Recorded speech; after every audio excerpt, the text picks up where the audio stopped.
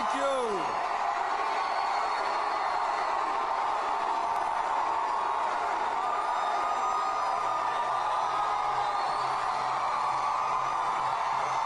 Thank you.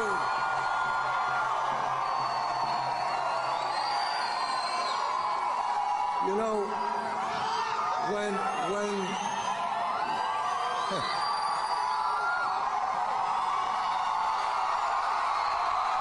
thank you. Oh.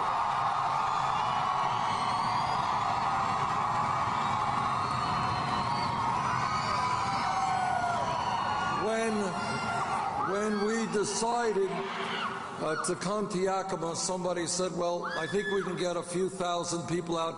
We did not expect 7,000 people out. Oh.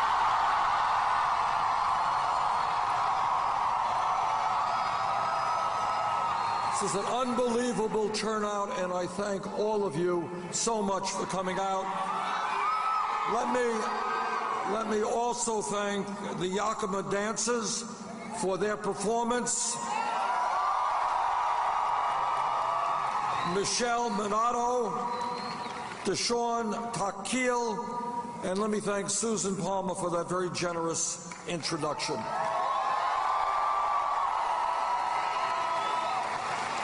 But mostly, let me thank all of you for being here this afternoon, this evening.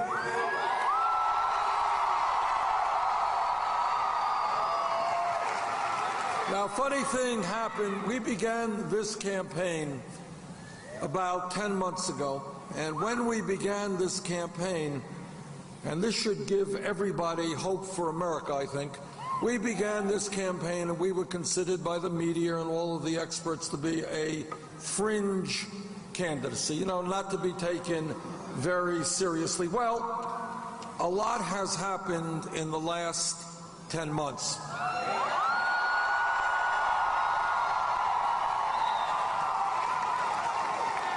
When we began this campaign, we were about 70 points behind Secretary Clinton in the polls. There was a poll. No, the story gets better. That was the... 10 months ago, we were 70 points out. There was a poll that came out today, had us 1 point ahead.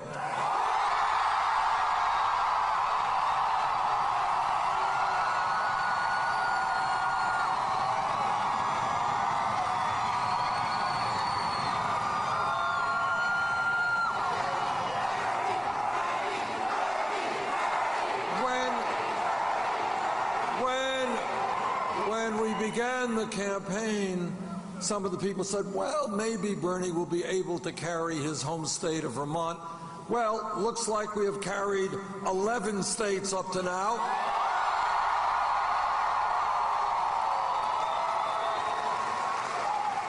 And with your help at the caucus on Saturday, we're going to win Washington.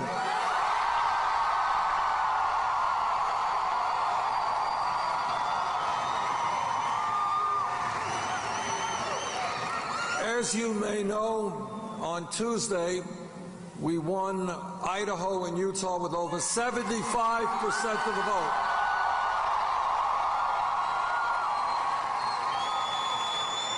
If we can do well here in Washington and do well in Hawaii and well in Alaska, we have a road to victory.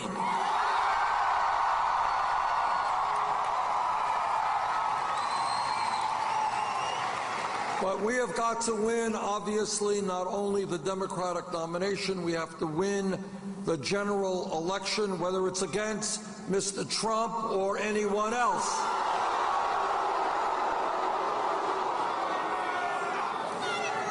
So I want to give you some good news on that. There was a CNN poll just came out a few days ago, and this is what it said. It said that Secretary Clinton would do well against Mr. Trump. She'd beat him by 12 points. We beat him by 20 points.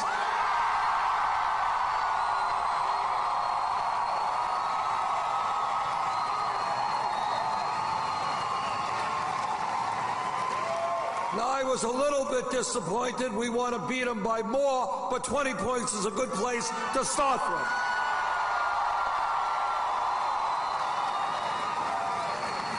That same poll had Secretary Clinton losing to Governor Kasich by 6 points. We were beating Kasich by 6 points.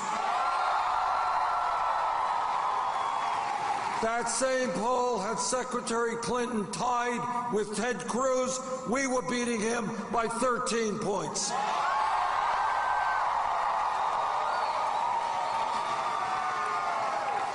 And this is not just one poll. This is poll after poll after poll. So the message is, if Democrats want to make sure that somebody like a Donald Trump does not get elected president, you're looking at the candidate who's going to beat him.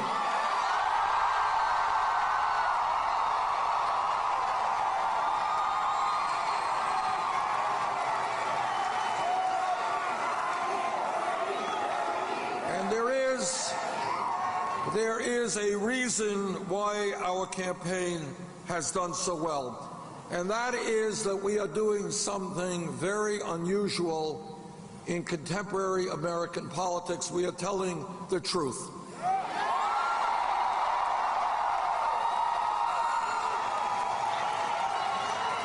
Now, as all of you know, whether it's in our own personal lives or politically, the truth is not always pleasant. Sometimes it is hard to deal with, but we cannot go forward unless we grapple with the real issues facing our country. We cannot sweep them under the rug. Issue number one.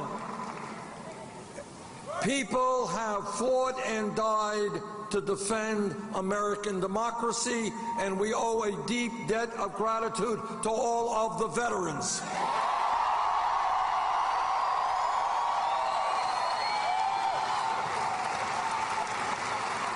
But right now, as a result of this disastrous Citizens United Supreme Court decision, billionaires and their super PACs are undermining American democracy.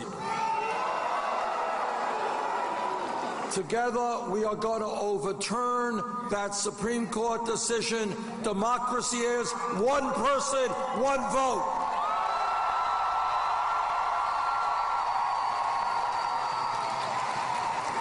Number two, you got Republican governors all over this country who are trying to suppress the vote. They are trying to keep African Americans and Latinos and poor people and young people and old people from participating in the political process. We have, as a nation, one of the lowest voter turnouts of any major country. Our job is to increase voter turnout, not decrease it.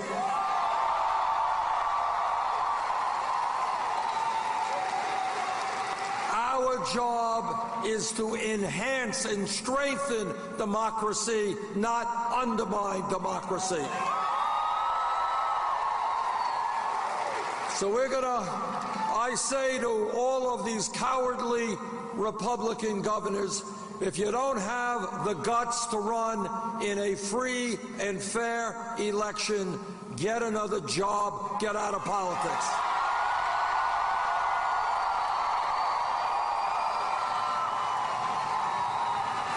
See, and what these governors are afraid of is what we are seeing right here this evening.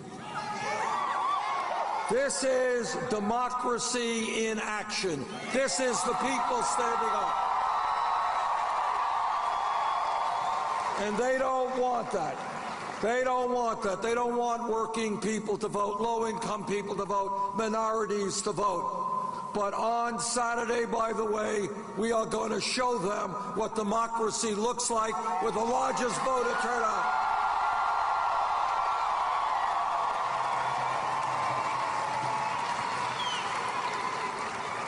This campaign is not only taking on a corrupt campaign finance system. It is taking on a rigged economy. This is what a rigged economy looks like. It looks like the top 0.1% owning is almost as much wealth as the bottom 90%. A rigged economy is when you have the 20 wealthiest people owning more wealth than the bottom half of America, 150 million people. This is what a rigged economy looks like. Anyone here know who the wealthiest family in America is? The Walton family that owns Walmart.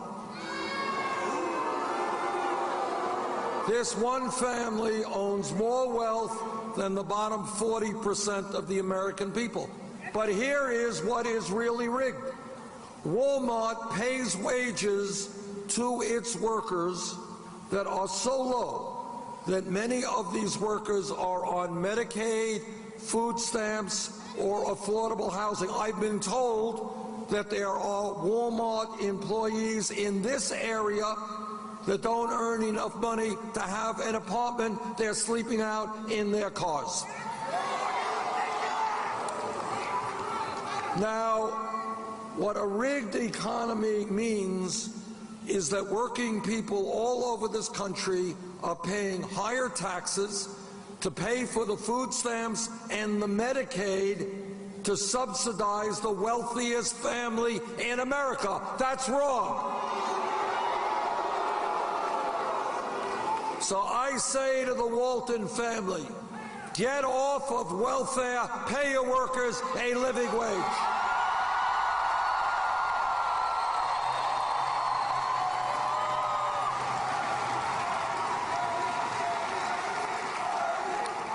When we talk about a rigged economy, what that economy looks like is that in my state of Vermont and here in Washington, we have people working not one job, but 2 jobs or 3 jobs. We have people working longer and longer hours for lower and lower wages. We have mom working, we got dad working, we got the kids working, and at the end of all of that, 58% of all new income generated goes to the top 1%. What we are going to do is something pretty radical nowadays. We're going to create an economy that works for all of us, not just the 1%.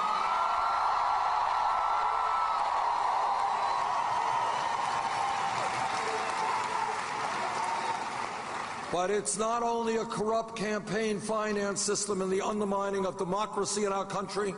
It is not only a rigged economy where the rich get richer and almost everyone else gets poorer. It is also a broken criminal justice system. This is the wealthiest country in the history of the world. We should not be having more people in jail than any other country on earth. Today, throughout this country, youth unemployment is off the charts. For white kids who graduated high school, youth unemployment is 33%. For Latino kids, 36%. For African American kids, 51%. So this is what we are going to do. We are going to invest in our young people in jobs and education, not jails and incarceration.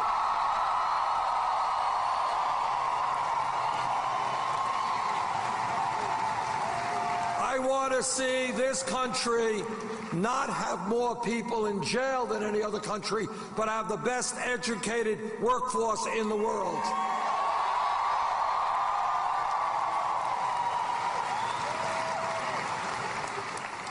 This campaign is talking to the American people and not just wealthy campaign contributors. And this is what we are hearing. We are hearing from workers who say, Bernie, we can't make it on $8 or $9 or $10 an hour working, we're going